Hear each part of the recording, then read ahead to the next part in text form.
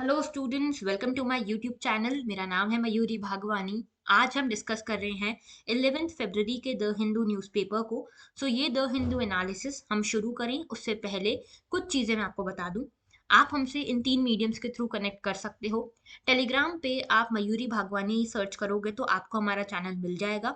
इसमें 2 चैनल है, एक तो मयूरी भागवानी है और एक आपको मयूरी भागवानी यूपीएससी के नाम से मिलेगा। ये जो यूपीएससी वाला ये डिस्कशन चैनल है। मेन चैनल हमारा ये है जिस पे हमारी सारी पीडीएफ्स पोस्ट होती हैं, ठीक है। इसके अलावा आप मुझे मेल आईडी के थ्रू भी अपने डाउट्स, अपनी क्वेरीज, अपने फीडबैक्स भेज सकते हैं। इसके अलावा आप ट्विटर पे भी मुझसे कनेक्ट कर सकते हैं। ओके, शुरू करते हैं। लेकिन उससे पहले सिर्फ 117 डेज हमारे प्रीलिम्स में बचे हुए हैं। अब 117 डेज को आपको किस तरह से यूटिलाइज करना है, कितनी स्मार्टली यूटिलाइज आप करते हो, ये आपका आगे का पूरा फ्यूचर डिसाइड करेगा, ठीक है। कहते हैं ना कि before the battle is even started half of the battle is already one. तो आपकी जो आधी बैटल जो जीतनी है आपको, वो एग्जाम के पहले ही जीतनी है। और ये आधी बैटल आप कैसे जीतोगे? अपनी कंटिन्यूस प्रैक्टिस से जीतोगे, ठीक है। आप बार बार प्रीवियस ईयर क्वेश्चन सॉल्व करो, टेस्ट सीरीज सॉल्व करो, जितना हो सके रिवाइज करो, इसको रिटेन करने की कोशिश करो। और इस प्रैक्टिस से आपको कॉन्फिडेंस आएगा और ये कॉन्फिडेंस आपको आधी से ज्यादा आपकी बैटल जिता चुका होगा। ओके, ध्यान देना इस चीज पे। आगे बात करते हैं आज के टॉपिक्स की। आज के टॉपिक्स में GS 1 में हमारे पास कुछ भी नहीं है। GS 2 में हम IR में देखेंगे इंडो पैसिफिक रीजन को। तो इंटरनेशनल रिलेशंस का एक बहुत इंपॉर्टेंट और बहुत रेलेवेंट टॉपिक है, इसको देखेंगे। India Asian FTA। तो एशियान क्या है, FTA यानी कि फ्री ट्रेड एग्रीमेंट क्या होता है, इसको देखेंगे। सोशल जस्टिस में MSP स्कीम के ऊपर एक एडिटोरियल है, इसको हम समझेंगे। GS 3 में हम देखेंगे साइंस एंड टेक में RFID के बारे में, यानी कि रेडियो फ्रीक्वेंसी आइडेंटिफिकेशन जो होता है उसके बारे में देखेंगे। साथ में इकोनॉमी में हम देखेंगे क्रिप्टो करेंसी के बारे में। डिफेंस में एक छोटा सा न्यूज़ है, डिफेंस लैंड सर्वे हुआ है पहली बार आफ्टर इंडिपेंडेंस, इसको देखेंगे। एंड GS 4 में we have nothing for today. Prelims dose में आज हमारे पास क्या है? प्रीलिम्स डोज में हम आज ज्योग्राफी की एक लोकेशन को देखने वाले हैं जो कि हमारी न्यूज़ में से ही एक है। यहाँ पे हम जब एशियान को डिस्कस करेंगे तो एशिया के इम्पोर्टेंट लोकेशंस को, एशियान को, ये सब चीज़ें देखेंगे आज के ज्योग्राफी डोज में। ओके, शुरू करते हैं। आज का पहला article, Indo Pacific region will shape the century Blinken. तो यहाँ पे यूएस के जो सेक्रेटरी हैं, जो ब्लिंकन, इन्होंने ये इंडो पैसिफिक रीजन के बारे में कहा है कि यहाँ पे जो इंडो पैसिफिक रीजन है ये हमारे आने वाली सेंचुरी को शेप करेगा।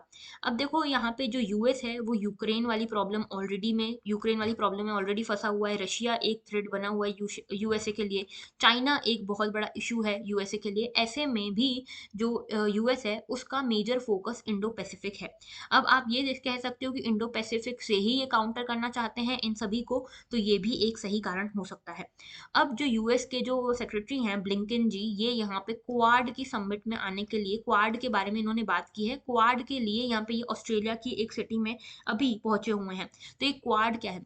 क्वाड यहाँ पे क्वाड्रिलेटरल, आप समझ सकते हो, क्वाड्रिलेटरल एक ऑर्गेनाइजेशन है। देखो क्वाड्रिलेटरल कैसा होता है, एक शेप होता है जिसके 4 छोर होते हैं, 4 ये कॉर्नर्स होते हैं। ये 4 कॉर्नर्स जो हैं ये मिला के बनाते हैं क्वाड। वैसे ही ये क्वाड जो ऑर्गेनाइजेशन है बेसिकली एक इनफॉर्मल ऑर्गेनाइजेशन है। और इस इनफॉर्मल ऑर्गेनाइजेशन के पीछे कौन 4 कंट्रीज हैं? यूएस, इंडिया, जापान और ऑस्ट्रेलिया। अब आप ये देखो कि ये जो 4 कंट्रीज हैं इनमें कॉमन क्या है? इन चारों में कॉमन ये है कि एक तो ये इंडो पैसिफिक रीजन में पड़ती हैं। दूसरी, इनसे ये जो सब हैं ये चाइना से बड़ी परेशान है, ठीक है। चाइना ने इन सभी का बहुत प्रॉब्लम क्रिएट करके रखी हुई है यहाँ पे। बहुत उत्पात मचा के रखा हुआ है चाइना ने, ठीक है। तो इन सभी के सभी चाइना से बहुत परेशान हैं और इसको काउंटर करना चाहते हैं। अब इसी के लिए यहाँ पे एक इनफॉर्मल ऑर्गेनाइजेशन के फॉर्म में यूएस, इंडिया, जापान, ऑस्ट्रेलिया ने एक ऑर्गेनाइजेशन बनाई जिसका नाम दिया क्वाड। तो क्वाड की समिट के बारे में भी बात हुई, यहाँ पे ये भी बात हुई कि यहाँ पे इंडो पैसिफिक आज की डेट में भी हमारे लिए सबसे इम्पोर्टेंट रीजन बना हुआ है। ये रीजन सबसे इम्पोर्टेंट इसीलिए क्योंकि ये फास्टेस्ट ग्रोइंग रीजन है वर्ल्ड का, पहली चीज। दूसरी चीज, ग्लोबल इकोनॉमिक ग्रोथ जो है, टोटल 5 सालों में जितनी भी ग्लोबल इकोनॉमिक ग्रोथ हुई है उसमें से 2/3 ग्लोबल इकोनॉमिक ग्रोथ का 2/3 हिस्सा सिर्फ इस हिस्से में यहाँ पे ग्रोथ हुई है। Half of the world population reside in this area, ठीक है। अब जब मैं बात करती हूँ इंडो पैसिफिक रीजन की तो मेरा मतलब क्या है? आप ये मैप देख पा रहे हो, इसमें ये जो डार्क ब्लू रीजन है ना, ये इसको आप इंडो पैसिफिक कंसिडर कर सकते हो। तो ये यहाँ से इंडियन ओशन से शुरू हो रहा है, ये यहाँ पे देखो वेस्टर्न साइड ऑफ इंडिया से यहाँ से शुरू हो रहा है ये इंडियन ओशन। और ये जो वेस्टर्न साइड है यूएस का, यहाँ तक ये जाएगा। तो ये लगभग इतना एरिया पूरा इंडो पैसिफिक रीजन में आता है, ठीक है। तो ये देखो यहाँ पे ये इंडिया आ गया, यहाँ पे आएगा जापान, यहाँ पे आएगा ऑस्ट्रेलिया, उसके अलावा यहाँ पे आएगा यूएस। तो ये पूरा का पूरा रीजन जो है ना, ये वाला रीजन ये है इंडो पैसिफिक रीजन, ओके। इसीलिए ये बहुत इंपॉर्टेंट है क्योंकि यहाँ पे चाइना जो है, चाइना अपनी जो मरीन कैपेबिलिटीज है उसको इंक्रीज कर रहा है। और चाइना ने साउथ चाइना सी में बोला कि हमारी है, इंडियन ओशन की कुछ चीज़ों को बोलता है ये हमारा है, सब इनका है, ठीक है। तो इसीलिए ये जो चाइना अपनी एक्सपांशनिस्ट पॉलिसी लेकर आगे बढ़ रहा है, इसी को काउंटर करने के लिए यूएस ने यहाँ पे इसको एशिया पैसिफिक से नाम दिया इंडो पैसिफिक। बेसिकली क्या करने की कोशिश की है, चाइना इंडिया के अगेंस्ट खड़ा रहता है हमेशा, ठीक है। चाइना इंडिया को अपना, इंडिया जो है इंडिया के अगेंस्ट में रहता है, एंटी रहता है। अब इंडिया का पार्टनर है यूएस, ठीक है। यूएस और इंडिया दोस्त हैं, और दोनों का ही दुश्मन समझ सकते हो आप, यहाँ फिर कॉन्ट्रेरी समझ सकते हो चाइना है। तो यूएस ने जानबूझ के इंडो पैसिफिक इसको बुलाना शुरू किया है। एक तो इंडिया की यहाँ पे जो इंपॉर्टेंस बढ़ रही है, डेमोक्रेसी के फॉर्म में, इकोनॉमी के फॉर्म में, जियोपॉलिटिक्स के फॉर्म में इंडिया की इंपॉर्टेंस बढ़ती जा रही है। दूसरा, चाइना को भी काउंटर करना है। तो ये दो रीजन है जिसके कारण इसको इंडो पैसिफिक कहा जा रहा है। अब ये भी कहा है यहाँ पे जो यूएस के सेक्रेटरी हैं उन्होंने, कि यहाँ पे क्लाइमेट चेंज को काउंटर करने के लिए, कोविड के को रिकवर करने के लिए, कोविड से हमको जो इकोनॉमीज को रिकवर करना है, ग्लोबल इकोनॉमी को रिकवर करना है, उसके लिए हमको इंडो पैसिफिक रीजन की बहुत ज़रूरत रहेगी। इस पे फोकस करना हमारे लिए बहुत ज़्यादा ज़रूरी है। इसीलिए एक शेयर्ड विजन होना चाहिए हमारे पास, ये चीज़ यहाँ पे कही गई है, ठीक है। तो कुल मिला के बेसिकली ये बताता है कि अमेरिका का जो इंटरेस्ट है एशिया में, और चाइना को काउंटर करने का जो इनका नोशन है, चाइना की हेजिमनी को काउंटर करने का जो नोशन है, उसके लिए यहाँ पे इंडो पैसिफिक रीजन बहुत इंपॉर्टेंट हो जाता है। अब जापान ऑस्ट्रेलिया ने नॉर्थ कोरिया को भी यहाँ पे डिस्कस किया है। नॉर्थ कोरिया कई सारी मिसाइल्स लाता जा रहा है, जो कि यूएस के लिए, जापान के लिए एक बहुत ही टेंशन का इशू है। वैसे तो पूरे वर्ल्ड के लिए है, लेकिन इन कंट्रीज के लिए मेजरली एक इंपॉर्टेंट इशू है, ठीक है। अब हम थोड़ी सी बात कर लेते हैं इंडो पैसिफिक रीजन की, ठीक है। तो यहाँ पे देखो, जो इंडो पैसिफिक रीजन का आइडिया है, ये आइडिया बताता है कि इंडो पैसिफिक को एक सिंगल स्ट्रेटेजिक स्पेस के फॉर्म में देखा जा रहा है। और इसका बैकग्राउंड ये है कि चाइना जो अपनी एक्सपांशनिज्म करता जा रहा है, चाइना इंडियन ओशन रीजन में अपना इन्फ्लुएंस बढ़ाता जा रहा है। ऐसे में यहाँ पे इसको काउंटर करने के लिए एक तो चाहिए यूएस को, इंडिया को यहाँ पे कुछ ना कुछ मैकेनिज्म चाहिए। इसलिए इंडो पैसिफिक को एक सिंगल स्ट्रेटेजिक स्पेस के फॉर्म में देखता है इंडिया और यूएस। साथ में ये सिग्निफाई करता है कि इंटरकनेक्टेडनेस जो है इंडिया और पैसिफिक ओशन की, वो कितनी इंपॉर्टेंट है। देखो, जितने भी मेजर रूट्स है ना, बिजनेस रूट्स, वो इन दोनों ओशन से ही निकलते हैं।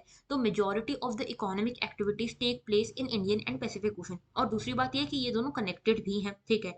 उसके साथ ये जो है ओशंस की इंपॉर्टेंस को बताता है in terms of security and commerce. तो कॉमर्स में तो हमने देखा ही कितने सारे बिजनेस रूट यहाँ से निकलते हैं।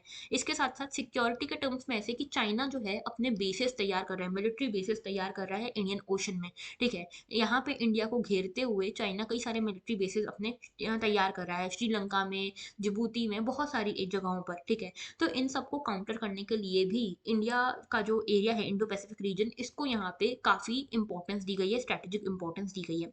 इसकी इंपॉर्टेंस की बात करें तो पहली चीज़ तो यही कि फास्टेस्ट ग्रोइंग रीजन है। ग्लोबल इकोनॉमिक ग्रोथ का 2/3 हिस्सा जो है वो इंडिया पैसिफिक में ही ग्लोबल इकोनॉमिक ग्रोथ देखी जाती है। वर्ल्ड का आधी पॉपुलेशन यहाँ रहती है।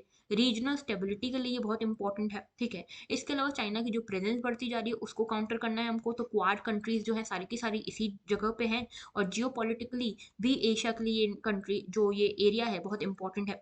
इसके अलावा यहाँ पे फ्रीडम ऑफ नेविगेशन चाहते हैं हम, ठीक है। इंडो पैसिफिक रीजन में हम चाहते हैं कि रूल बेस्ड ऑर्डर हो, स्टेबल ट्रेड एनवायरनमेंट बना रहे, कोई ऐसा ना आके कहे कि नहीं भैया तुम तो यहाँ पे नेविगेट भी नहीं कर सकते। तो प्रॉपर रूल बेस्ड ऑर्डर बना रहे, इसके लिए भी ये इंपॉर्टेंट है। साथ में जो free sea and air lanes हैं, कनेक्टिविटी है, इन सभी को इंटरनेशनल नॉर्म्स के अकॉर्डिंग चलाने के लिए भी ये एरिया काफ़ी इंपॉर्टेंट हो जाता है, ओके। आगे बात करते हैं नेक्स्ट इशू की। Crypto are a threat to financial stability, Das. तो जो हमारे आरबीआई के गवर्नर हैं शक्तिकांत दास, इन्होंने कहा है कि क्रिप्टो करेंसी हमारी कंट्री के फाइनेंशियल स्टेबिलिटी के लिए बहुत बड़ा थ्रेट है, इनकी कोई अंडरलाइंग वैल्यू नहीं है। अब क्रिप्टो करेंसी आपको पता है, अगर आप हमारे लेक्चर्स को रेगुलरली फॉलो कर रहे हो या फिर न्यूज़पेपर को फॉलो कर रहे हो रेगुलरली, तो भी आपको पता है क्रिप्टो करेंसी काफ़ी न्यूज़ में है। कब से? जब से बजट आया है। क्यों ऐसा? क्योंकि पहले तो गवर्नमेंट ने प्रपोज किया था कि हम प्राइवेट क्रिप्टो करेंसी को कर देंगे बैन, लेकिन अभी बजट जब आया तो ये बोला गया कि 30% हम यहाँ पे टैक्स लगाएंगे वर्चुअल डिजिटल असेट्स पे। इसमें आती है क्रिप्टो करेंसीज भी। तो ये क्रिप्टो करेंसीज जो है ये क्या है, इसकी हम बात कर लेते हैं। तो देखो बेसिकली क्रिप्टो करेंसी एक डिजिटल असेट है जो कि जिसको डिजाइन किया गया है as a medium of exchange, ठीक है। यहाँ पे ये याद रखना, पहली चीज तो ये वर्चुअल डिजिटल असेट है, ठीक है। दूसरी चीज, इसको आप एक्सचेंज के मीडियम के तौर पे यूज कर सकते हो। यहाँ पे क्या होता है कि मान लो ये पूरा नेटवर्क है, यहाँ पे ए है, यहाँ पे बी है, यहाँ पे सी है, यहाँ पे डी है। ए ने बी को कुछ ट्रांजैक्शन की, तो ये जो ट्रांजैक्शन है ये पता नहीं चलेगा किसके बीच में हुई है, लेकिन ये पता चलेगा सभी को कि ये ट्रांजैक्शन हुई है। तो ये एक डिसेंट्रलाइज्ड लेजर के ऊपर बेस्ड टेक्नोलॉजी के ऊपर काम करता है। डिसेंट्रलाइज्ड लेजर बेस्ड टेक्नोलॉजी है जिसका नाम क्या है, ब्लॉकचेन। तो ये ब्लॉकचेन के ऊपर काम करने वाली ये पूरी करेंसी है। और यहाँ पे जो इंडिविजुअल कॉइन ओनरशिप है ये स्टोर होती है इस लेजर में, और हमेशा कंप्यूटराइज्ड डाटाबेस में रहती है। डिसेंट्रलाइज्ड याद रखना, डिसेंट्रलाइज्ड लेजर के बेसिस पे ये काम करती है। स्ट्रॉन्ग क्रिप्टोग्राफी है यहाँ पे ट्रांजैक्शन रिकॉर्ड्स स्ट्रांगली सिक्योर होते हैं। यहाँ पे एडिशनल कॉइन्स का क्रिएशन भी कंट्रोल किया जाता है। यहाँ पे एक लिमिटेड नंबर ऑफ कॉइन है, बिटकॉइन, एथेरियम, ये जो सब है क्रिप्टो करेंसी एक लिमिटेड नंबर में है, ठीक है। तो यहाँ पे ये बेसिकली ये देखते हैं कि फिजिकल फॉर्म में एक तो क्रिप्टो करेंसी एग्जिस्ट नहीं करती, दूसरी चीज ये डिसेंट्रलाइज्ड है, इसके पीछे कोई भी बैकिंग नहीं है, किसी भी सेंट्रल अथॉरिटी की बैकिंग इसके पीछे नहीं है। इसके अलावा क्रिप्टो करेंसीज जो है इसको डिसेंट्रलाइज्ड कंट्रोल किया जाता है वाया ब्लॉकचेन, ये मैंने आपको बताया। इसके पीछे जैसे देखो, अगर हमारी जो नॉर्मल करेंसी है जिसको हम फिएट करेंसी कहते हैं, जिसके पीछे गवर्नमेंट हमारी बैकिंग देती है, आरबीआई बैकिंग देती है।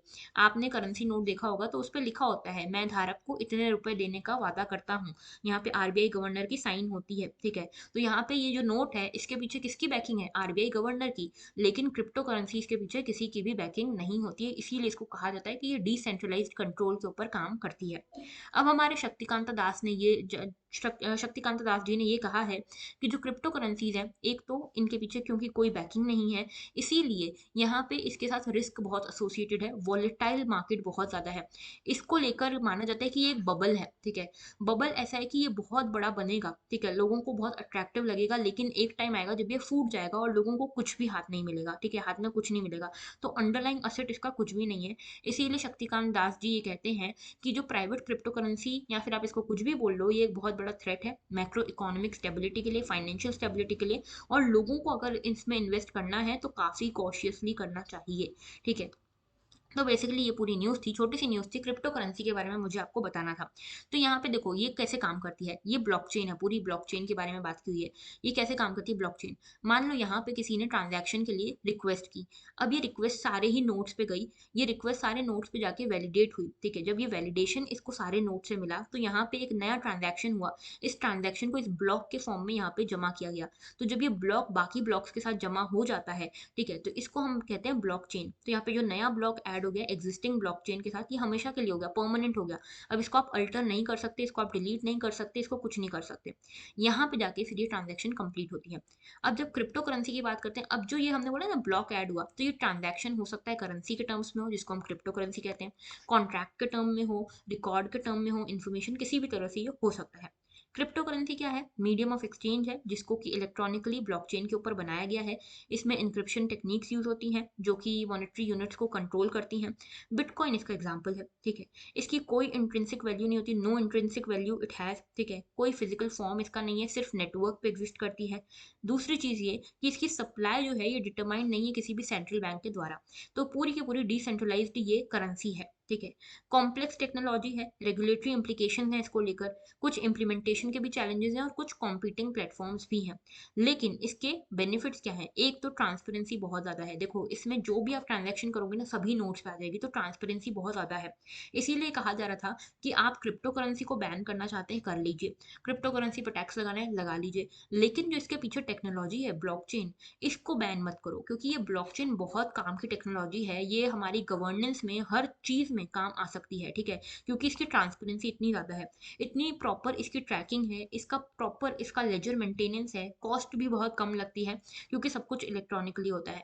तो इसीलिए crypto currency is a very important issue, और इसके साथ साथ ब्लॉकचेन भी इंपॉर्टेंट है, ठीक है। आगे बात करते हैं।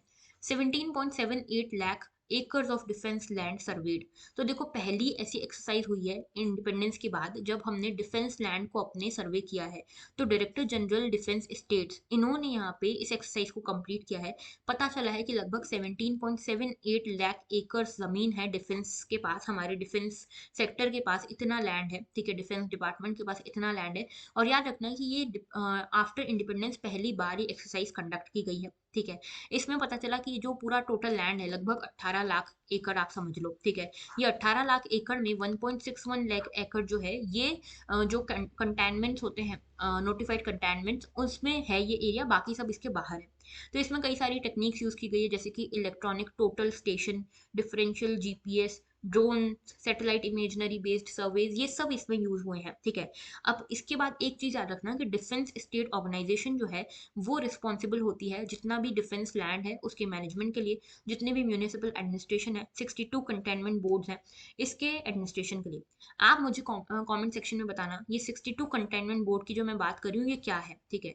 ये कंटेनमेंट बोर्ड क्या होता है आप मुझे कमेंट सेक्शन में बताना, इसका आंसर मैं आपको कल दूंगी।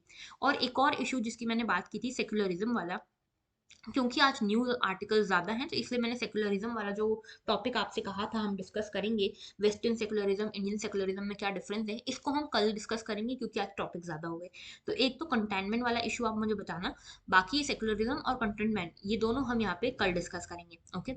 आगे बात करते हैं इंडिया एशियान एफटीए। इंडिया और एशियान ये दोनों के बीच में, इंडिया एक कंट्री है, एशियान एक कंट्रीज का ब्लॉक है, ठीक है, इसमें 10 कंट्रीज आती हैं। तो ये जो दोनों ब्लॉक्स हैं इनके बीच में फ्री ट्रेड एग्रीमेंट को लेकर कुछ बातें हुई हैं, ठीक है। तो फ्री ट्रेड एग्रीमेंट क्या होता है इसको समझते हैं। फ्री ट्रेड एग्रीमेंट का मतलब है एक तरह का पैक्ट, एक तरह की डील जिसमें दो या दो से ज्यादा नेशंस अपने आपस में बैरियर्स को रिड्यूस करने की कोशिश करते हैं in terms of trade. For example ये मान लो ये इंडिया है, ठीक है, और यहाँ पे ये है पूरा एशियन कंट्रीज का एक ग्रुप। तो इंडिया ने बोला हम आपको जो एक्सपोर्ट करते हैं, ठीक है, आप उस पे से जितनी भी अपनी ड्यूटीज है उसको हटा दो, जितने भी आप टैरिफ लगाते हो उसको हटा दो। उससे क्या होगा कि यहाँ पे जो ये इंडियन माल जाएगा, इंडियन प्रोडक्ट्स जो हैं जो यहाँ पे इंपोर्ट किए जाएंगे एशियन में, उनकी कॉस्ट कम हो जाएगी, और कॉस्ट कम हो जाएगी तो लोग इसको ज़्यादा खरीदेंगे, ठीक है। तो यहाँ पे एक्सपोर्ट इंडिया का बढ़ेगा। वैसे ही एशियन ने बोला कि ठीक है हम भी आपको जो गुड्स एंड सर्विसेज देते हैं उसके ऊपर भी आप अपने टैरिफ कम करो, ड्यूटीज कम करो। इससे क्या होगा फ्री ट्रेड हो पाएगा हम दोनों के बीच में, और हमारे यहाँ से जो हम सामान भेज रहे हैं वो भी इंडिया में ज़्यादा बिकेगा क्योंकि इसके ऊपर ड्यूटीज वगैरह ऐड नहीं होंगी तो सस्ता बिकेगा तो लोग खरीदेंगे भी, ठीक है। तो यहाँ पे कुल मिला के इम्पोर्ट और एक्सपोर्ट को ईजी करने के लिए यहाँ पे पूरी बातचीत की गई है। अब फ्री ट्रेड पॉलिसी जो है इसके अंतर्गत क्या कहा जाता है, गुड्स एंड सर्विसेज जो है इसमें इंटरनेशनल बॉर्डर्स के अक्रॉस जो गुड्स एंड सर्विसेज सोल्ड किए जाते हैं, सेल किए जाते हैं, उसमें लगभग ना के बराबर गवर्नमेंट टैरिफ लगाना, ना के बराबर कोटा, ना के बराबर सब्सिडीज, और कोई भी प्रोहिबिशन इनके बीच में ना होना, ठीक है। इसको कहते हैं हम फ्री ट्रेड पॉलिसी। ऑलराइट, अब यहाँ पे दूसरी चीज ये है कि free trade, concept of free trade जो है ये बिल्कुल अपोजिट है ट्रेड प्रोटेक्शनिज्म के। अब जो ट्रेड प्रोटेक्शनिज्म क्या होता है देखो, यहाँ पे मान लो जैसे यूएस है, यूएस ने यहाँ पे ट्रेड को लेकर कुछ बातें कही थी जब ट्रम्प थे। तो ट्रम्प ने ये कहा था कि अमेरिका फॉर अमेरिकन। तो इन्होंने कहा था कि हम जो भी दूसरी चीजें हम यहाँ पे इंपोर्ट करते हैं उसके ऊपर हम ज्यादा टैरिफ लगाएंगे। बेसिकली यूएस ने कोशिश की कि यहाँ की जो डोमेस्टिक इंडस्ट्री है उसी से लोग चीजें खरीदें, उसी से सारे के सारी सप्लाई चेन चले यूएस की। तो यहाँ पे यूएस ने क्या कोशिश करी, प्रोटेक्शनिज्म लाने की, इकोनॉमिक आइसोलेशन की, ठीक है। अब अगर आप इकोनॉमिक आइसोलेशन या प्रोटेक्शनिज्म करोगे तो आप दूसरी कंट्रीज के प्रोडक्ट्स के ऊपर ज्यादा टैरिफ लगाओगे, ज्यादा ड्यूटीज लगाओगे। तो ये फ्री ट्रेड के बिल्कुल अपोजिट है, समझ गए। तो फ्री ट्रेड क्या होता है, प्रोटेक्शनिज्म क्या होता है, इकोनॉमिक आइसोलेशन क्या होता है। आई होप आपको समझ में आया हो। आगे बात करते हैं, देखो ये मैप है एशियान का। तो एशियान में कौन कौन सी कंट्रीज आती है, ये है हमारा कौन सा एरिया, ये है हमारा साउथ ईस्ट एशियन रीजन, ठीक है। इसको मैं मैप में आपको और डिटेल में बताऊंगी लेकिन इसके आप मेंबर्स देख लो। एक तो है म्यांमार, फिर है थाईलैंड, फिर है कंबोडिया, ये है Malaysia, Brunei, Vietnam, Laos, Philippines, Singapore, Indonesia. 10 members है, ठीक है। ये दसों के दसों के नाम आपको याद होने चाहिए। मैप में इसकी लोकेशन जरूर देखना, ठीक है। मैप में इसकी लोकेशन जरूर देखना। ये जो सिंगापुर है यहाँ पे आप देख रहे हो, इसके बीच में सिंगापुर मलेशिया वाला जो रीजन है, और इसके बीच में जो इंडोनेशिया है इसके बीच में जो स्टेट आता है इसका नाम क्या है, state of Malacca. State of Malacca. State of Malacca Singapore के बारे में क्वेश्चन पूछा जा चुका है। इसको आप एटलस में देखना, आपको देखने को मिलेगा कि जो सिंगापुर है इसके बहुत ही करीब से इक्वेटर गुजरता है, ठीक है। तो ये एक क्वेश्चन आया था कि इक्वेटर के सबसे करीब से कौन सा सिटी, कौन सा नेशन पास होता है, ठीक है। तो सिंगापुर उसका आंसर था। ऑलराइट, तो इसीलिए मैं आपको मैप दिखा रही हूँ सो दैट आपको समझ में आए। ये वाला जो रीजन है, ये वाला रीजन है, ये है साउथ चाइना सी, जिसके ऊपर चाइना अपने क्लेम्स कर रहा है, ठीक है। तो इसको भी हम देखेंगे। अभी देखो एशियान क्या है, पहले ये समझो। ASEAN is Association of South East Asian Nations. ये एक रीजनल ऑर्गेनाइजेशन है जिसको पॉलिटिकल और सोशल स्टेबिलिटी के लिए स्टार्ट किया गया था। इसमें जो टेंशन है एशिया पैसिफिक रीजन में, इसको कम करने की बात की गई है, ठीक है। मोटो क्या है इसका? One vision, one identity, one community, ठीक है। One vision, one identity, one community is the motto. Secretariat है इसका इंडोनेशिया के जकार्ता में, ओके। 1967 में इसका जो एशियन डिक्लेरेशन है, जिसको बैंकॉक डिक्लेरेशन भी कहा जाता है, ये साइन हुआ था और उसके बाद ही एशियान की यहाँ पे शुरुआत हुई। फाउंडिंग फादर्स कौन थे? इसमें इंडोनेशिया था, मलेशिया था, फिलीपींस था, सिंगापुर था और थाईलैंड था, ठीक है। तो इसको आपको जैसे याद रखना हो रखो। वैसे इसको मैंने जो अगर मैं आपको बताऊं तो इसको आप टीपी सिम ऐसे करके कुछ भी अपना बना सकते हो शॉर्ट फॉर्म, और उसके थ्रू यहाँ पे इसको याद कर सकते हो, ठीक है। तो यहाँ पे ये 5 मेंबर्स याद रखना: Thailand, Indonesia, Malaysia, Philippines, Singapore. Okay, India is not a member of this Asian, okay, यहाँ पे याद रखना। 10 मेंबर्स मैं आपको दिखा चुकी हूँ। सिग्निफिकेंस क्या है एशियन की? देखो, इंडिया के लिए एशियन की सिग्निफिकेंस पहली ये है कि इंडिया की एक्ट ईस्ट पॉलिसी। इंडिया पहले जो था, फॉरेन पॉलिसी इंडिया की ऐसी थी कि वेस्ट की तरफ हमारा ज्यादा ध्यान था, ठीक है। यूएस, यूके, रशिया, इनकी तरफ हमारा ज्यादा ध्यान था। अभी हमने अपना ध्यान जो है उसको डाइवर्सिफाई किया है। अपने नेबर्स की तरफ हमने बात करना शुरू की है, उसमें हमने अपने ईस्टर्न नेबर्स जो हैं उनकी तरफ बात करना शुरू की है। और यहाँ पे हमने एक्ट ईस्ट पॉलिसी स्टार्ट की, जिसमें हमारा मेजर फोकस एशियन कंट्रीज के ऊपर है, ओके। दूसरा हमारा एक विजन है सागर विजन, ठीक है, जो कि हम यहाँ पे मैरीटाइम कनेक्टिविटी के लिए और मैरीटाइम यहाँ पे एक कनेक्शन बनाने के लिए, कल्चर्स के बीच में कनेक्शन बनाने के लिए ये विजन है हमारा सागर विजन, ठीक है। ये जो सागर विजन है इसके लिए इंपॉर्टेंट है एशियन। दूसरी चीज है कि कोविड के बाद इकोनॉमिक रिकवरी जो होगी उसके लिए हमको चाहिए होगा कि हम अपने सप्लाई चेन को डाइवर्सिफाई करें, इसलिए भी एशियन इंपॉर्टेंट है। और इंडिया जो है फोर्थ लार्जेस्ट ट्रेडिंग पार्टनर है एशियन का। यहाँ पे 86.9 बिलियन डॉलर्स का ट्रेड होता है एशियन और इंडिया के बीच में। तो इंडिया और एशियन के लिए इंपॉर्टेंस ये है, ठीक है। इन दोनों के बीच में जो रिलेशन है उसकी सिग्निफिकेंस ये है। नेक्स्ट हम बात करें तो देखो, ये ज्योग्राफी डोज है हमारा, इसमें देखो ये है इंडिया, ठीक है। अब हमको कैसे देखना है इसको? सबसे पहले हम इंडिया से शुरू करेंगे। इंडिया के अंदर की मैं अभी बात ज्यादा नहीं कर रही हूँ, इसके अंदर की हम बात बाद में करेंगे कभी। डेक्कन प्लेट्यू का है, वेस्टर्न घाट्स कहाँ है, ईस्टर्न घाट कहाँ है, ये हम बाद में बात करेंगे। पहले देखो इंडिया, इंडिया के नीचे ये है इंडियन ओशन, यहाँ पे है अरेबियन सी, यहाँ पे है बे ऑफ बंगाल, ठीक है। ये तो बेसिक्स हो गए। अब उसके नीचे ये देखो, ये है श्रीलंका। मैंने आपसे कुछ दिन पहले पूछा था पाक स्टेट के बारे में, तो ये देखो ये जो है श्रीलंका और इंडिया के बीच में ये है पाक स्टेट। उसके बाद ये है लक्षद्वीप, यहाँ पे है अंडमान निकोबार आइलैंड। अंडमान निकोबार आइलैंड और ये जो सुमात्रा है इसके बीच में 6 डिग्री चैनल पड़ता है, 6 डिग्री नॉर्थ वाला चैनल पड़ता है, ठीक है। तो आपसे अगर कोई पूछे अंडमान एंड निकोबार और इंडोनेशिया की जो टेरिटरी है उसके बीच में कौन सी लैटिट्यूड है, तो 6 डिग्री नॉर्थ लैटिट्यूड है, ओके। उसके बाद यहाँ पे देखो, यहाँ पे जो मालदीव्स है उसके बीच में यहाँ पे आपको 8 डिग्री चैनल देखने को मिलेगा, लक्षद्वीप और मालदीव्स के बीच में। अंडमान एंड निकोबार के बीच में यहाँ पे 10 डिग्री चैनल देखने को मिलेगा, ठीक है। इसके बाद ये देखो, यहाँ से हम आते हैं थोड़ा सा इधर, ये देखो ये है रेड सी, ठीक है। यहाँ पे रेड सी है, ये है गल्फ ऑफ एडन। इनके बीच में स्टेट का नाम क्या है? बब अल मंदेब। बब अल मंदेब इसकी स्टेट का नाम है, ठीक है। उसके बाद यहाँ पे है पर्शियन गल्फ, और यहाँ पे आता है गल्फ ऑफ ओमान। इनके बीच में जो ये स्टेट है इसका नाम है gulf of state of Hormuz, ठीक है। स्टेट ऑफ हॉर्मुज इसका नाम है, ओके। इसके बाद वापस आते हैं हम थोड़ा ईस्ट की साइड, तो ये देखो यहाँ पे है हमारी एशियन कंट्री, ये है Myanmar, Laos, Thailand, Cambodia, Vietnam, ठीक है, Indonesia, Malaysia, Singapore, Brunei, Philippines, ठीक है। ये हो गई हमारी 10 कंट्रीज। अब अच्छा देखो, इसमें ध्यान रखना कि ये जो लाओस है ये लैंडलॉक्ड है, ठीक है, लैंडलॉक्ड है लाओस। इसको आप एटलस में और ब्रॉड करके देखना तो आपको समझ में आएगा। Laos is a landlocked country. उसके अलावा थाईलैंड, कंबोडिया, वियतनाम जो है इसकी कुछ ना कुछ हिस्सा टेरिटरी जो है सी से टच होता है, ठीक है। बाकी यहाँ पे स्टेट ऑफ मलक्का है जो मैंने आपको ऑलरेडी बताया है, ये है साउथ चाइना सी हमारा। साउथ चाइना सी के साइड में फिलीपींस पड़ता है, वियतनाम वगैरह सब पड़ते हैं इसके यहाँ पे। ये ऊपर देख रहे हो यहाँ पे है ताइवान, ठीक है। ताइवान के ऊपर काफ़ी इश्यूज़ चल रहे हैं, चाइना इसको अपनी टेरिटरी कहता है, तो इसलिए भी इसको देखना हमारे लिए ज़रूरी होता है। इसके बाद ऊपर देख रहे हो ये है जापान। यहाँ पे देखो ये हमने देखी साउथ चाइना सी, इसके जस्ट ऊपर ये वाली है ईस्ट चाइना सी, ठीक है। इसके ऊपर यहाँ पे है येलो सी, फिर ये है सी ऑफ जापान या ईस्ट सी। इसके बाद यहाँ पे ऊपर है सी ऑफ अखोटस्क।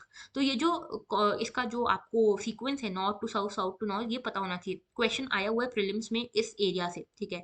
तो इसको देख लो, बाकी का हम कल डिस्कस करेंगे। ये जो है इंडियन ओशन वाला एरिया हमने अभी डिस्कस किया है। एक और चीज़ जो इंपॉर्टेंट है वो ये है कि यहाँ पे आप देख रहे हो ये 0 डिग्री इक्वेटर। इक्वेटर कहाँ कहाँ से गुजरता है ये आपको याद होना चाहिए। इसके साथ में यहाँ पर 23.5 डिग्री वाली लाइन भी गुजरती है, ये वाली ट्रॉपिक ऑफ कैंसर वाली। तो 23.5 डिग्री नॉर्थ वाली लाइन किस किस एरिया से गुजरती है, किस किस कंट्री से गुजरती है, पता होना चाहिए। ओके, तो अभी हम इतना ही देख रहे हैं, बाकी का हम आगे देखेंगे, ठीक है। आगे बात करते हैं RFID की। तो ये क्या है, radio frequency identification. Basically news में इसीलिए था क्योंकि इंडियन आर्मी ने यहाँ पे अपना RFID का जो एम्यूनेशन इन्वेंट्री है इसको टैग करना स्टार्ट किया है। तो जैसे मान लो कुछ भी आर्मी के पास कुछ भी एम्यूनेशन आया, ठीक है, मान लो इनके पास कोई नया इक्विपमेंट आया, कोई नई मिसाइल आई, कुछ भी आया, कुछ भी टैंक वैंक आया, तो उसकी इन्वेंट्री ये रेडी करते हैं, मतलब उसकी एक लिस्ट बनती है, उसका यहाँ पे टैगिंग करते हैं ये RFID के थ्रू, ठीक है। तो RFID होती क्या है, रेडियो फ्रिक्वेंसी आइडेंटिफिकेशन क्या है, स्पेसिफिक टाइप ऑफ टेक्नोलॉजी है, रेडियो टेक्नोलॉजी है जो कि रेडियो वेव्स का यूज करती है आइडेंटिफिकेशन टैग्स के लिए। तो टैग्स को आइडेंटिफाई करने के लिए रेडियो फ्रीक्वेंसी का यूज किया जाता है। ऑब्जेक्ट के ऊपर टैग को लगाया जाता है और उसको रीड करता है एक रेडियो फ्रीक्वेंसी रीडर, ठीक है। तो यहाँ पे जो चिप होती है उसमें टैग कंटेंट होता है। जैसे कि मान लो आप गए टोल नाके पे, ये सबसे ज़्यादा रेलेवेंट वहीं पे है, आपने कार अगर चलाई होगी, कार में बैठे होगे, कोई टोल नाका पास किया होगा, तो यहाँ पे आपको पता है ये है टोल नाका, ठीक है। अब यहाँ पे आपकी गाड़ी है, ठीक है। ये गाड़ी पे आप पहले क्या होता था कि टोल नाके पे रुकते थे, पैसे देते थे, टोल की फीस देते थे, उसके बाद यहाँ से निकलते थे। बहुत ज़्यादा डिलेज होते थे इसमें, लॉजिस्टिक्स हमारे इशू काफ़ी होता था लॉजिस्टिक्स को लेकर। अभी क्या होता है कि यहाँ पे आपकी कार के ऊपर RFID लगा दिया गया है। RFID आपने लगा दिया, इसको आपने अपने बैंक अकाउंट से लिंक करा दिया। अब जैसे ही आप टोल नाके पे पहुंचोगे, ऊपर यहाँ पे कैमरा रहेगा, ये कैमरा आपकी रेडियो फ्रीक्वेंसी के थ्रू इस टैग को रीड करेगा। यहाँ पे टोल नाके पे जो भी पर्सन बैठा होगा उसको बोलेगा कि चलो सब ठीक है, बैंक से इतने रुपए काट लिए हैं, अब इनको जाने दो, तो चले गए। अब मान लो आपके पास RFID नहीं है, ठीक है, तो यहाँ पे आपने वायलेट किया इस लॉ को, तो आपको उस हिसाब से पिनलाइज करा जाएगा, या फिर आपसे कैश लेके आपको क्रॉस करने दिया जाएगा टोल नाका, ठीक है, depending according to the loss. Okay, तो आइडेंटिफिकेशन नंबर जो यहाँ पे इन्वेंट्री बनाता है ये ऑब्जेक्ट्स की विद द टैग्स। ओके, तो यहाँ पे देखो ये electronic RFID toll collection work है। यहाँ पे आप देख रहे हो सबसे पहले जो कार है वो RFID अपनी परचेज करेगा, उसके बाद ये जो व्हीकल है जैसे जैसे टोल नाके की तरफ जाएगी वैसे वैसे यहाँ पे RFID रीडर होगा। RFID रीडर आपके इस RFID को रीड करेगा, टैग को रीड करेगा। यहाँ पे ये लेन कंट्रोलर के पास ये मैसेज भेजेगा कि चलो सब ठीक है, पैसे काट लिए हैं, इनको जाने दो, और उसके बाद आप यहाँ से निकल पाओगे। तो बेसिकली ये हाई स्पीड कैमरा जो है ये एक तरह से काम करेगा RFID रीडर का। ओके, तो ये थी हमारे RFID के बारे में बात। नेक्स्ट हमारा आज का एडिटोरियल है MSP स्कीम को लेकर। तो ये MSP स्कीम को लेकर क्या एडिटोरियल है, सबसे पहले MSP क्या होता है उसके बारे में मैं आपको बता देती हूँ। मान लो कि आप एक फार्मर हो, ठीक है, आपने कोई क्रॉप उगाई, मान लो किसी की भी टोमेटो की क्रॉप उगाई, ऑनियन की क्रॉप उगाई, जो भी क्रॉप उगाई आपने, ठीक है, इसको आप मार्केट में बेचने गए, आपका इनपुट लगा था इसमें 100 रुपए, ठीक है। आपने बोला कि 100 रुपए मैंने इस पे इनपुट लगाए, कम से कम मुझे 50 रुपए तो एक्स्ट्रा मिले, तो 150 रुपए पर केजी तो मैं बेच पाऊँ। मार्केट में आप गए तो पता चला कि भैया इस बार तो बम्पर हार्वेस्ट हुआ है, बम्पर हार्वेस्ट यानी कि बहुत अच्छी खेती हुई है टोमेटो की, तो सप्लाई बढ़ गया है। सप्लाई बढ़ गया है इसीलिए जो इसका प्राइस है काफी कम मिल रहा है, क्योंकि हर कोई यहाँ पे बेचने को तैयार है टोमेटो। तो यहाँ पे आपको 80 रुपए देने को तैयार है, ये जो है ये जो सेल बायर है वो आपको सिर्फ 80 रुपए देने को तैयार है। अब आपने बोला कि मैं 150 रुपए सोच के आया था, मुझे सिर्फ 80 रुपए मिल रहे हैं, 80 रुपीज मिल रहे हैं, तो ये तो घाटे का सौदा है। अब आपको यहाँ पे इतना ज्यादा प्राइस फ्लक्चुएशन दिखने को मिल रहा था, ठीक है। दूसरी चीज, मान लो कि बम्पर प्रोडक्शन नहीं हुई, आपकी जो यील्ड है ये कम हो गई, यहाँ पे कुछ ऐसा डिजास्टर आ गया, बारिश कम हुई या बारिश ज्यादा हो गई, तो यील्ड जो थी सभी फार्मर्स की कम हो गई। ऐसे में आप गए मार्केट में तो आपने देखा आपके पास तो यील्ड ही कम है। अब आपका खर्चा ज्यादा हुआ था क्योंकि आपने इनपुट इतना लगाया था लेकिन यील्ड नहीं हुई, तो आपने सोचा 150 रुपीज में तो बेचूं। तो यहाँ पे उस टाइम पे भी आपको प्राइस कम मिल रहा है, मान लो 100 रुपए मिल रहा है, तो अब दोनों टाइम में क्या हो रहा है, प्राइस फ्लक्चुएशन हो रहा है। कभी कभी होता है कि यहाँ पे 170 रुपीज भी मिल जाता है आपको। तो प्राइस फ्लक्चुएशन बहुत ज्यादा है इंडिया के एग्रीकल्चर सेक्टर में। इसीलिए गवर्नमेंट ने कुछ इंटरवीन किया। गवर्नमेंट ने बोला कि ठीक है, हम ऐसा करते हैं कि हम आपको एक गारंटीड प्राइस देने की बात कर रहे हैं। ठीक है, हम क्या करेंगे कि आप आओ हमारे पास, अगर आपको मार्केट में इतने कम प्राइस पे मिल रहा है, ये क्रॉप बिक रहा है, तो आप हमारे पास आओ, हम आपको 150 रुपीज देंगे। ठीक है, ये हमारी गारंटीड प्राइस है, चाहे फिर कुछ भी हो, हम आपको 150 रुपीज देंगे ही देंगे। तो फार्मर सोचेगा कि चलो 170 रुपीज में अगर मार्केट में बिक रहा है तो ठीक, नहीं तो फिर गवर्नमेंट को जाके ही बेच देते हैं 150 रुपीज में। तो ये 150 रुपीज में गवर्नमेंट खरीदती है इनसे। फिर क्या करती है गवर्नमेंट, गवर्नमेंट यहाँ से ले जाती है क्रॉप्स को अपने फूड कॉर्पोरेशन ऑफ इंडिया वाले में सेक्टर में। फूड कॉर्पोरेशन ऑफ इंडिया में यहाँ पे स्टॉक्स जमा करती है इस ग्रेन्स के, और इन स्टॉक्स को फिर भेजा जाता है राशन शॉप्स तक। जो हमारा पीडीएस सिस्टम है, पब्लिक डिस्ट्रीब्यूशन सिस्टम जो है, उसमें राशन शॉप तक इनको भेजा जाता है।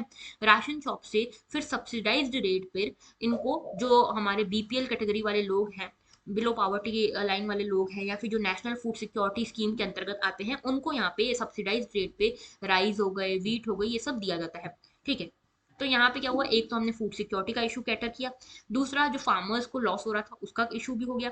अब यहाँ पे फार्मर्स को भी पैसे मिल गए, अगली क्रॉप उगाने चला गया फार्मर। ठीक है, अब इस स्कीम के बारे में क्या बताया गया है इस आर्टिकल में, इस एडिटोरियल में। तो यहाँ पे पहली चीज देखो, एक तो ये जो एडिटोरियल है थोड़ा सा गवर्नमेंट को क्रिटिसाइज करता हुआ है, तो हमको ये चीजों को छोड़ना है। ठीक है, गवर्नमेंट का जो क्रिटिसिज्म है वो हमको इसमें से नहीं लेना है। हाँ, लॉजिकल क्रिटिसिज्म हो उसको हम ले सकते हैं, कंस्ट्रक्टिव क्रिटिसिज्म को ले सकते हैं, लेकिन फालतू की चीजों को हम पॉलिटिकल क्रिटिसिज्म को नहीं लेंगे। ठीक है, दूसरी चीज ये कि यहाँ पे बोला गया है कि फार्मर्स प्रोटेस्ट चल रहे थे, उन्होंने बोला, फार्मर्स ने बोला कि आप एमएसपी को लीगलाइज वगैरह कर दो। ठीक है, अब यहाँ पे एमएसपी को लेकर जो इशू है, इसमें ये कुछ चीजें बताई हैं इन्होंने कि एमएसपी इंपॉर्टेंट इसीलिए क्योंकि ये तीन पर्पजेस को सर्व करता है। पहला पर्पज ये कि प्राइस स्टेबलाइजेशन करता है, ये प्राइस की स्टेबिलिटी इंश्योर करता है। कैसे करता है ये मैंने आपको अभी बताया है। ठीक है, उसके अलावा इनकम सपोर्ट देता है फार्मर्स को। फार्मर्स के पास एक फाइनाइट, एक डिफाइंड इनकम सपोर्ट रहेगा। उनको पता है कि चलो मार्केट में अगर कम में भी बिका तो गवर्नमेंट हमसे खरीद लेगी।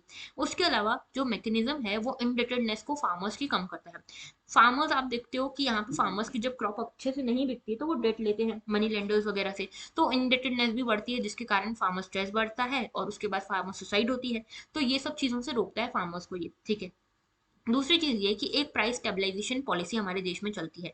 ये प्राइस स्टेबलाइजेशन पॉलिसी में क्या होता है, ये सबसे पहले इवॉल्व हुई थी इंडिया में लगभग 1955 के आसपास, जब असेंशियल कमोडिटीज एक्ट आया था। असेंशियल कमोडिटीज एक्ट जो आया उसमें क्या कहा गया कि जो भी क्रॉप्स उगेंगे उसमें जो भी, जैसे मान लो अनियन है या जो भी असेंशियल कमोडिटीज है, उनका आप स्टॉक नहीं जमा कर सकते एक लिमिट से ज्यादा। तो यहाँ पे थ्रेशोल्ड बता दिया गया कि इतना लिमिट है, इससे ज्यादा स्टॉक आप नहीं रख सकते। इसके साथ जैसे ही प्राइस राइज हुआ तो स्पेकुलेटिव होने लगी प्राइजेस। ठीक है, प्राइवेट ट्रेडिंग होने लगी, तो यहाँ पे क्या हुआ कि प्राइस फ्लक्चुएशन काफी ज्यादा होने लगा। इसीलिए यहाँ पे गवर्नमेंट ने इंटरवीन किया, एमएसपी लेकर आई गवर्नमेंट, मिनिमम सपोर्ट प्राइस। ठीक है, अब ये कैसे क्या हुआ ये सब हमने आपको बताया कि कैसे काम करता है एमएसपी। ठीक है, अब यहाँ पे दूसरी चीज ये बताई इन्होंने कि जो मार्केट इंटरवेंशन हुआ उसको अलग अलग मैकेनिज्म से यहाँ पे सॉल्व किया गया। पहली चीज तो यहाँ पे क्या किया कि मिनिमम प्रोक्योरमेंट प्राइस डिसाइड कर लिया गया। ठीक है, कि इतने में ही हम, गवर्नमेंट जो है गवर्नमेंट खरीदेगी यहाँ पे जो किसान है उनसे। यहाँ पे एक स्कीम भी आई थी, भावांतर भुगतान योजना। भावांतर भुगतान योजना, ये क्या स्कीम है, देखो भावांतर भुगतान योजना एमपी की स्कीम है, उससे सेंटर की स्कीम बनी थी। इस स्कीम में क्या है, ये स्कीम में बोला गया कि जो मान लो कि आपको, आप गए, आपने 150 रुपीज सोचा था कि हमको हमारा 100 रुपीज इनपुट कॉस्ट लगा है, 150 रुपीज हम यहाँ पे 150 रुपीज पर केजी में क्रॉप को बेच देंगे। मार्केट में गए आप, मार्केट में आपको इन्होंने दिए सिर्फ 100 रुपए। ठीक है, तो गवर्नमेंट के पास आप गए, गवर्नमेंट को बोला आपने कि उधर तो मुझे सिर्फ 100 रुपए मिले हैं, आपने एमएसपी यहाँ पे बोली थी कि 150 रुपीज देंगे, तो यहाँ पे हमने बेच तो दिया है मार्केट में, लेकिन 50 रुपीज का हमको घाटा हुआ है। तो गवर्नमेंट ने बोला चलो ठीक है कोई बात नहीं, 50 रुपीज हम आपको दे देते हैं। तो ये जो प्राइस डिफिशियंसी वाला जो इशू था ना, जो प्राइस के बीच में यहाँ पे एक डिफरेंस आ रहा था, प्रोक्योरमेंट प्राइस और एमएसपी के जो मार्केट प्राइस है उसमें जो डिफरेंस है, वो भी गवर्नमेंट ने देना शुरू किया। पीडीएस शुरू हुआ, पब्लिक डिस्ट्रीब्यूशन सिस्टम। ठीक है, ये सारी स्कीम्स के थ्रू यहाँ पे फूड सिक्योरिटी भी इंश्योर की गई और फार्मर्स की यहाँ पे मदद भी की गई हर तरह से। तो यहाँ पे फार्मर्स ने कोशिश की कि चलो अच्छा है, एमएसपी जिस चीज पे मिल रहा है उसी क्रॉप्स को उगाते हैं, उसी के लिए हाई यील्ड क्रॉप्स वगैरह लेकर आते हैं। ग्रीन रिवॉल्यूशन हुआ, ग्रीन रिवॉल्यूशन में मैक्सिमम फार्मर्स ने यहाँ पे राइस या व्हीट की तरफ सारा अपना क्रॉप्स डाइवर्ट कर लिए, ठीक है। तो यहाँ पे इंटरलिंकिंग शुरू हुई, प्रोक्योरमेंट की, स्टोरेज की, डिस्ट्रीब्यूशन की, और इसके कारण स्टार्ट हुआ गवर्नमेंट का इन्वेस्टमेंट, ठीक है। अभी जो प्रोक्योरमेंट हुआ पीडीएस से, यहाँ पे ऑथर्स का ये कहना है कि आज की डेट में भी मेजर ध्यान इन्हीं पे दिया जाता है, व्हीट राइस पे, ठीक है। जबकि 20 ऐसे क्रॉप्स हैं जो और उगाए जा सकते हैं, जैसे कि सीरियल्स हो गए, मिलेट्स हो गए, पल्सेस हो गई, ऑयल सीड्स हो गई, ये सब उगाया जा सकता है। तो एमएसपी को लेकर, एमएसपी के कवरेज को लेकर ये कहा गया कि ये जो क्रॉपिंग पैटर्न है, हमको इन चीज़ों पर भी ध्यान देना चाहिए। जो रेनफेड क्रॉप्स हैं, इनकी तरफ भी हमको ध्यान देना चाहिए। जैसे ग्रीन रिवोल्यूशन जब आया तो देखा गया कि राइस और व्हीट का जो प्रोडक्शन है काफ़ी बढ़ गया। पहले 30 मिलियन हेक्टेयर हुआ करता था, ठीक है, राइस का 44 मिलियन हेक्टेयर हो गया उसके बाद। पहले सिर्फ 9 मिलियन हेक्टेयर होता था व्हीट का प्रोडक्शन, उसके बाद 31 मिलियन हेक्टेयर, 31 मिलियन हेक्टेयर हो गया, ठीक है। जबकि जो मिलेट्स, कोर सीरियल्स हैं, इनका जो प्रोडक्शन था घट गया, 37 मिलियन हेक्टेयर से 25 मिलियन हेक्टेयर हो गया। ये सब डाटा आपको इस एडिटोरियल में मिल जाएगा, ठीक है। अब यहाँ पे कुल मिला के ऑथर ये कहते हैं कि लगभग 68% जो हिस्सा है हमारे एग्रीकल्चर का वो रेनफेड है। रेनफेड यानी कि इनके तक इरिगेशन नहीं जाता, इरिगेशन फैसिलिटीज नहीं जाती। जो भी इनका इरिगेशन होता है वो सारा का सारा रेनफॉल के थ्रू होता है। तो इसी के लिए यहाँ पे ऐसे क्रॉप्स उगाना जरूरी हमको जो ड्रॉट रेजिस्टेंट हो, ठीक है। ड्रॉट रेजिस्टेंट हो मतलब कि अगर मान लो अकाल आ जाता है, सूखा पड़ जाता है, तो भी इस क्रॉप पे ज्यादा फर्क ना पड़े, ठीक है, ज्यादा सेंसिटिव ना हो। तो इस क्रॉप्स के लिए कैसे क्रॉप्स उगाने पड़ेंगे, मिलेट्स जैसे, कोर्स ग्रेन्स जैसे। तो यहाँ पे इन क्रॉप्स को भी साथ में लेकर चलना बहुत जरूरी है एमएसपी के अंतर्गत। तो ये सारे के सारे 23 क्रॉप्स जो हैं इनका कवरेज होना जरूरी है। दूसरी चीज ये कि यहाँ पे ये बताया हुआ है कि किस तरह से इकोनॉमिक कॉस्ट गवर्नमेंट के लिए भी बढ़ रहा है। गवर्नमेंट इतनी सारी यहाँ पे चीज़ों पे खर्च करती है, जैसे कि सबसे पहले एमएसपी देती है, ठीक है, एमएसपी देती है फार्मर्स को। उसके बाद ये फूड कॉर्पोरेशन ऑफ इंडिया तक ले जाती है, तो जितना भी ट्रांसपोर्टेशन का खर्च होता है, फूड कॉर्पोरेशन से अलग अलग स्टेट में जाते हैं, अलग अलग डिस्ट्रिक्ट्स में जाते हैं, अलग अलग राशन शॉप्स में जाते हैं, यहाँ तक ले जाने का खर्चा, स्टोर करने का खर्चा।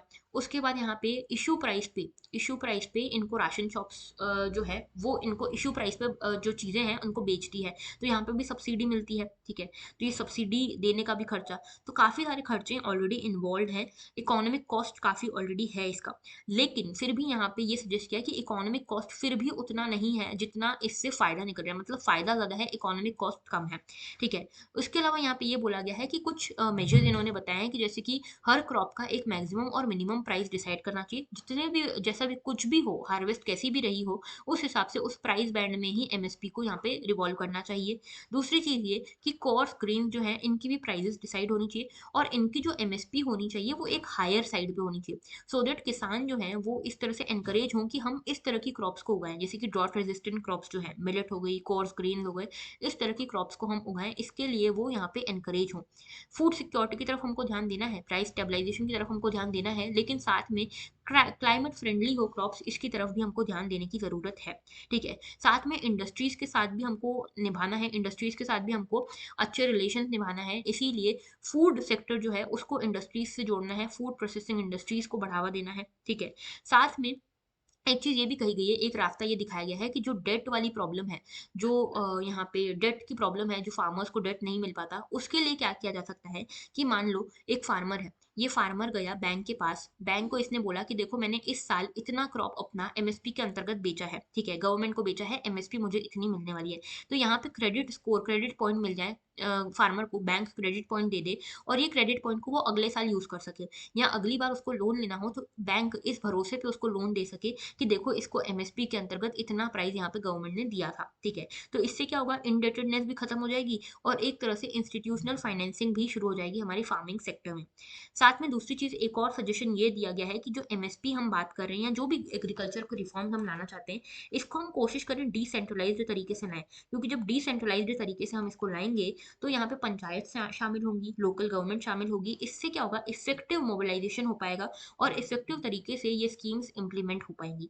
तो यहाँ पे कुछ सजेशंस थे एमएसपी स्कीम को लेकर, ये सजेशंस आप नोट कर सकते हो अपने मेंस के आंसर्स में लिखने के लिए। Okay, so that was all, हमारे आज के डिस्कशन में इतना ही था।